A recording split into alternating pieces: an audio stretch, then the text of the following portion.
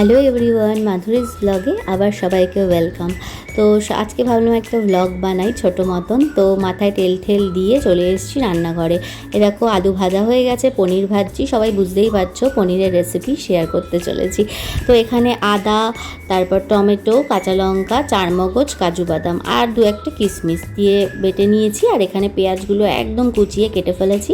এবার ওই ভাজা তেল আর পনিরটাকে অবশ্যই ভাজার পর না একটু গরম জলে ভিজিয়ে রাখলে পনিরটা রান্নার পর ভীষণ সফট হয়, খেতেও ভালো লাগে। তো তেলের মধ্যে এবার কাঁচা লঙ্কা, তেজপাতা, তারপরে একটু জিরে, গোটা জিরে দিয়ে দিলাম। দিয়ে এরপর গোটা গরম মশলা, দারচিনি, এলাচ, লবঙ্গ দিয়ে একটু কড়াইতে ভালো করে ভেজে নেব। একটু গন্ধ ওঠার পর ওই কুচনো পেঁয়াজটা দিয়ে দিয়েছি। পেঁয়াজটা বেটে দিই না আমি। এবার পেঁয়াজটা একটু লাল লাল হলে ওই বাটা মশলাটা ওর মধ্যে এবার হলুদ আর একটুখানি কাশ্মীরি লঙ্কার গুঁড়ো কালারের জন্য দিয়েছি।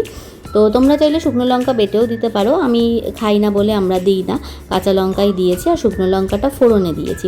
তো মশলা কষতে কষতে দেখো কত কিছু কাজ একসাথে করি। এখানে আমার একটা গাছ ঝুলিয়েছি আমি, যেটা এখনও ফুল আসেনি, কারণ রোদটা এদিকে তেমনভাবে পড়ে না। তো ওটাকে একটু জল দিয়ে দিলাম, যে জল খা পরে রোদ খাস।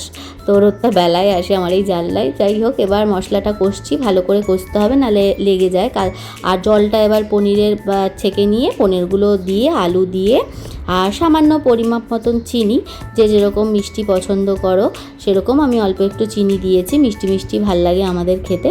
তো এবার সেটা দিয়ে একটু 2-3 মিনিট কষতে হবে। কষে এবার যে যতটা ঝোল খাও, আমার মেয়ে যেমন পুরো পনির একদম ভাতের সাথে ঝোলঝোলি খেতে ভালোবাসে, মেখে খায় যেহেতু পুরো ভাতটাই, তাই জন্য আমি একটু ঝোলঝোল রেখেছি। আর এটা একটু টেনেও যাবে।